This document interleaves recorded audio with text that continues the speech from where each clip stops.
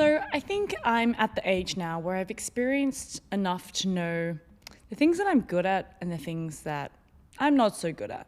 Of course, I think there's definitely so much room for learning still of like things that I haven't tried that I will figure out if I'm good at or not. But I think generally across the board, I know as an adult and a human kind of what my strengths are and what my strengths are not. Yet to have children and have a family and stuff, so I'm sure I'll learn a lot of things that I'm very bad at or very good at. But I think I have the general gist of me as a human and what I'm good at and what I'm not. I think within those things that I am good at, there are things that I have like tried very hard to be good at. And there are things that I've tried there are things that I've tried very hard to be good at. Some things that I see like, oh, it comes a bit more naturally. And there are some things where I'm like, no, girl, you've tried and it's not happening for you. Time to let it go.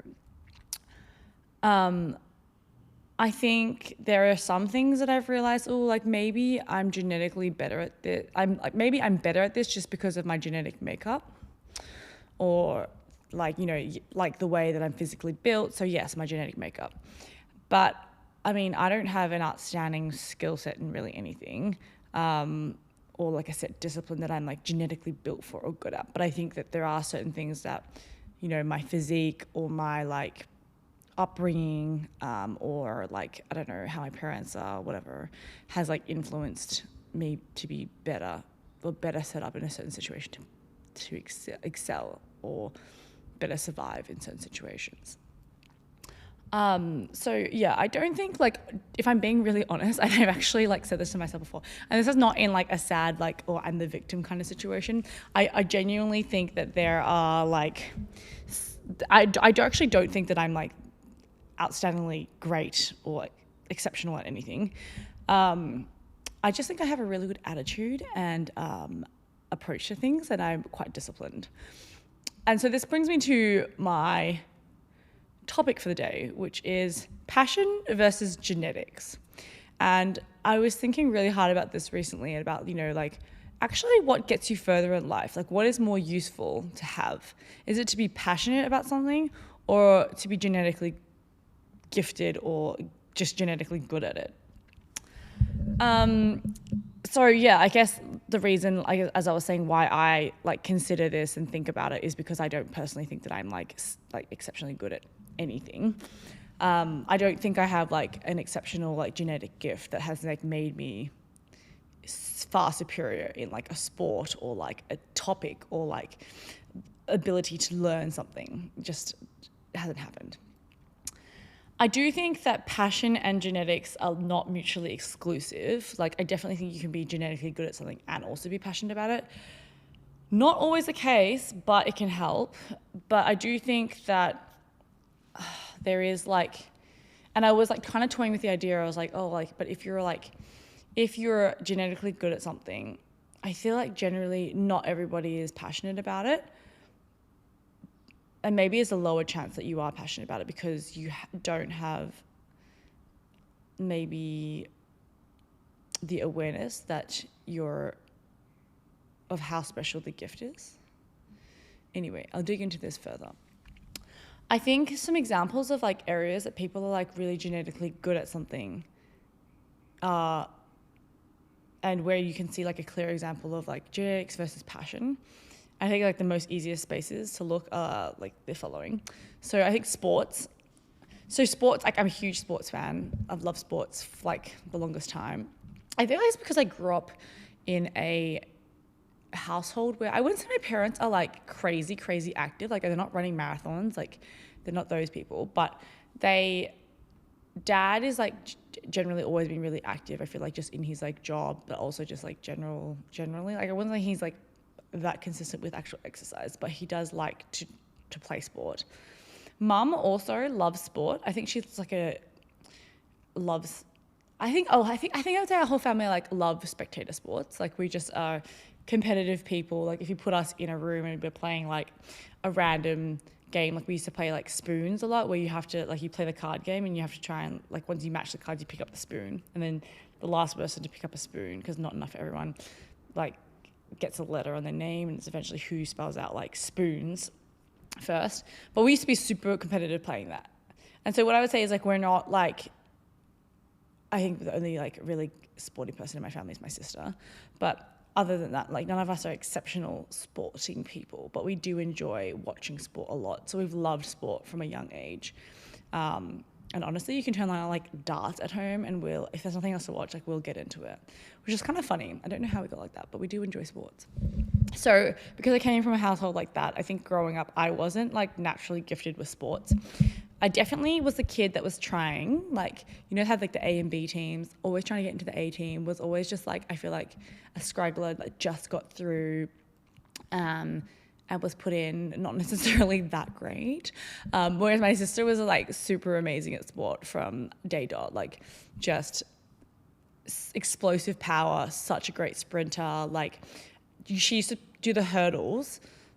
This was crazy. I remember in like primary school, she was so good at hurdles. She made it to state and she didn't even try. Like the gal would just like sit around like laughing and then like one day, what happened was one time in high school, Dad went to go watch her do this like race, which was, I think it was like house sports or whatever. Anyway, the starting gun went off and my sister missed it because she was laughing at something with her friends.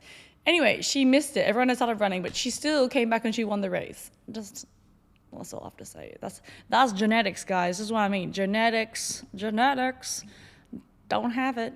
But yeah, so my sister was super naturally gifted at sport. Like I think she was just like really good at picking up sports, very athletic. And I do think my family as a whole, we have a very athletic build. Like if you have seen my sister and I's calves, I would like to say I have a way bigger calves than her. I feel like she is still so petite. But I have quite large calves. Will you catch any of my family doing calf exercises at the gym? No, because we do not want to strengthen those calves any more than they already are. Like people, I remember I went to this ball once, people like commenting on my Facebook photo back then, being like, oh, calves, bruh. And I was like, it's not my fault. I just have naturally genetically gifted calves. So I think the one thing that I would say is I'm genetically gifted at is I have great calves. And I guess my height as well. So anyway, going back to my point is, yes, grew up in a very sporty household. Sister was super good at sport. I was not really naturally gifted. I feel like I only got better at sport like when I got older. And maybe it was like a mixture of like maturity and coordination at the same time. But I suddenly started to understand how to play sport properly, and not like be so subpar at it. Anyway, so I think if you look in the sporting world, there are so many examples, probably the biggest examples of like genetically gifted people. Like if you look at Rafael Nadal, who I absolutely love, and I'm very sad about him being injured in the Australian Open and having to pull out, so sad. But he was super good. I know he's super good at tennis, but he was also really great at football, soccer. So he actually could have chosen either way to go at that point, but he ended up choosing tennis. And all I have to say is like, is the average person able to choose between a football career or a tennis career? No. So that's where I say like he's definitely genetically gifted to be that good at sport and like multiple sports. Same for someone like Patrick Mahone. I only know this because I've watched the Netflix show Quarterback, which is actually really good and I learned a lot. But honestly, like one of my favorite categories of TV is sports docu-series. If you hit me with a sports docu-series, like I will watch that over anything any day. I love sports and I love learning about like real life people. Anyway, Patrick Mahone, super talented. He's a quarterback for the Kansas City Chiefs. Ew, who am I? I don't even watch American football, but look at me out here just spitting facts. Anyway, so he's the quarterback for the Kansas City Chiefs. And then in his story was actually saying he actually grew up playing like a lot of baseball because his dad was a baseball player and he was actually really good at baseball. So he had to choose between baseball and football at one point. And he chose football. But once again, like getting to that level where you're like so good at both sports is incredible. Like, and I just don't think you can do that without being like gifted with some sort of sporting talent or athleticism to be able to, I just think you're just built different from the get-go. Like, I just don't think the average person would be able to get to that level probably in both sports at such a young age.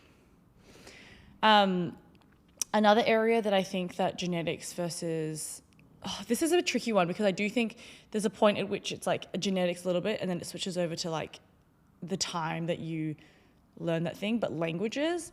So I think people who are bilingual are so much better at learning languages. But I also do think there are people who are genetically gifted to just learn languages and they're better at it. Like Alex, for example, he's really good at picking up just like languages in general. And I don't know if it's because, I think it's chicken and egg. I don't know if it's because he knows how to speak Mandarin fluently and is bilingual.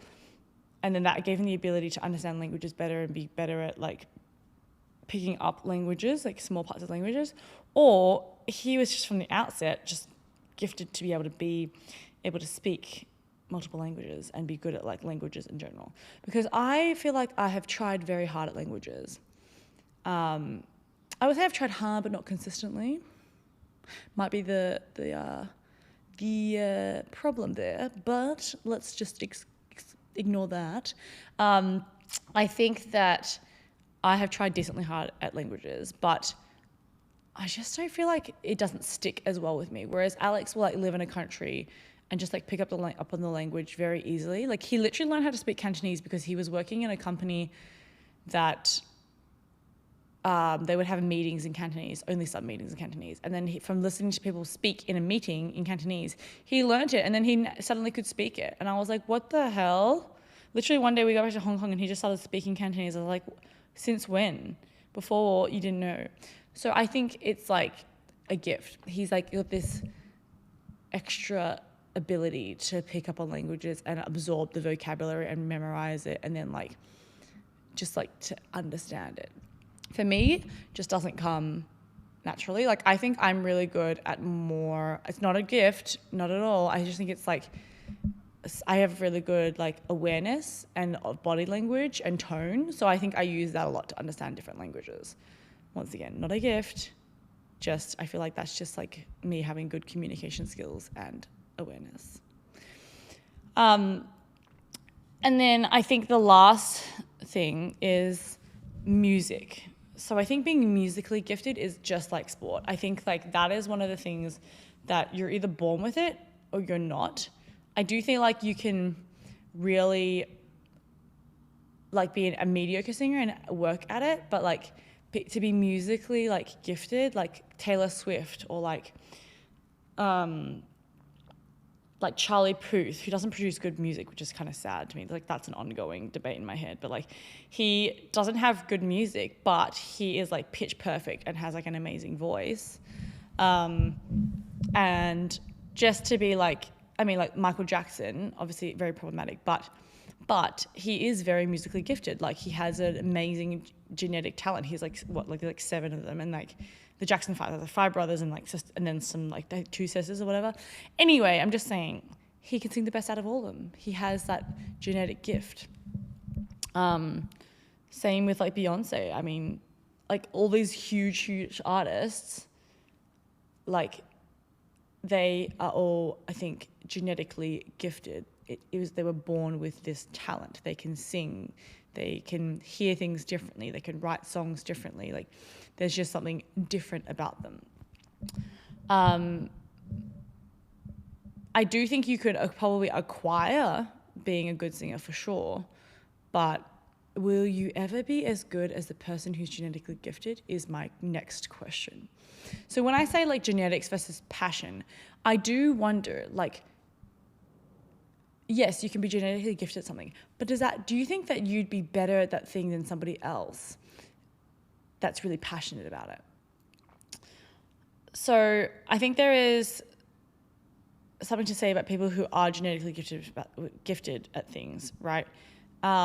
And them not having maybe the perspective of how hard it is to build and create the skill, which creates this opportunity for people with passion to be better at it. So I think if you look at the sporting world, right, at different people, I think there are some people that I've come across that are super, super good at a sport genetically, So if we take Nick Kyrgios, for example, I think he's a great example because he is actually like, yes, he's trained hard since he was young, but I do think that he is also gifted with quite an awesome, like awesome height. Like genetically, he's perfect for tennis. He's got power, he's athletic, he's agile. But then I don't think personally that he has a passion for tennis. And I think he stated that quite obviously before, that like he's struggled with it and had many difficulties with like, you know, committing to training every day and all that. So that's why he doesn't train. But he can still go to like the Wimbledon and make it to the finals without training, without really like caring that much and seeming to not have a strong passion. But when you put him against somebody like Rafael Nadal or Djokovic or Federer, like they're genetically gifted, but they also have passion. So I think that I think the ultimate level is to be genetically gifted at something and be passionate about it. If you can be both those things, I think you will just like excel and like kick everybody's ass. But I think if you're just genetically gifted at something, it's not enough. I think you can easily be outrun and like outlasted by somebody who is passionate. And I do think people who are passionate about something can get further. Because, going back to my point, someone who's passionate about something but isn't genetically gifted in something knows how hard it is to build that skill and create that skill and like maintain that skill. And they've worked harder in a sense for it because they aren't naturally gifted at something. And so they have more grit and resilience to be like, that is what I want. I know I'm not the greatest at it, but I am so in love with this like sport. I'm so in love with seeing that I'm going to get there. And I think those people will definitely usually take more of a journey of being doubted a lot and probably having like, you know, a lot of not haters, but like I think like complete lack of recognition. Like people just like probably like, there's like Neya, she's not particularly good at soccer, but she's here again. But that person I think has a lot of like naysayers to prove wrong. And I think you do see that nowadays in a lot of people who have been like winning things, like Alex de Minaur has been playing really well. He's an Australian tennis player. He's been playing really well in the lead up to Australian Open. He beat like Djokovic, and like in his interview there, the people were like, oh, like who do you have to, I think he was like, someone asked him like, oh, who do you have to thank for this or whatever? And he was just like, everyone who didn't believe in me. Because I do think when people don't believe in you and people are like super against you, but you're super passionate about what you do, it's fuel to your fire. Like it gives you that fuel to like, to win, you know, to want to like prove yourself even more. Obviously it doesn't always work in that way. I think there are definitely situations where people like get that hate and then just like buckle, which is also natural. But I do think that people who are passionate about something but not gifted or genetically empowered, do have a better chance, I think, than someone who's genetically gifted and not passionate about what they do. So I think for me, what this indicates to me is just like, I feel like it gives me motivation to keep going on things that I am interested in or I love to do or like just have a general inclination towards, because I don't think that we can go through this world giving up on things that we're not good at because we were not built for it. Like I think this goes back to like where I started, which is that there are things that I'm good at and things that I know that I'm not good at. But there is also that added layer to that, which is there are things that bring you satisfaction that don't bring you satisfaction. But I think it's something that I'm not good at but brings me satisfaction. I would continue to do that because I think that's part and parcel of life, is trying things that you're not good at, having that challenge. And you're not always doing something because you're good at it or because you're validated of like how great you are as a person because you can do it. I think you do things as well to challenge yourself and grow yourself as a human. And so I know I've talked a lot about like kind of like more of a competition view of like, oh, if you're genetically gifted, you're better at it, blah, blah, blah, blah. And I think that's the reality of it.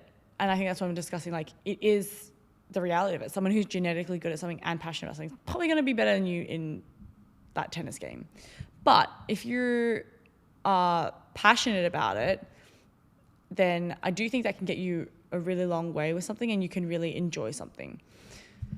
So all in all, I'm trying to say, like, don't be deterred by the fact that you are not naturally gifted or born with something.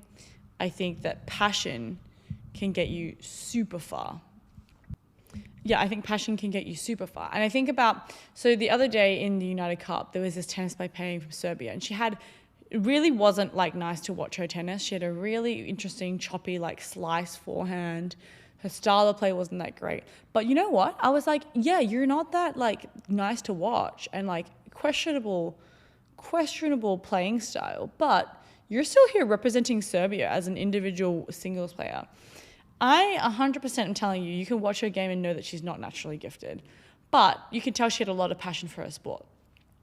And so I think that that's proof, an example that, you know, if you actually are passionate and interested in something and you put in the hard work, you can get there. You can be at that top level, and just be yielding like a great amount of satisfaction from that sport or whatever you're doing. So my conclusion is that I do think if you have a good mentality towards something, and discipline and hard work / resilience, that you can definitely be good at anything that you do. I think it is important though to recognize that you're gonna have, like, where you are at, like, are you good at this sport naturally or not? Like, what is your situation against other people, especially if you're in a competitive sport? Okay, then like, where am I positioned and where can I go, and how hard do I have to work to get to that level? I do think if you're genetically gifted but not passionate, it's not enough.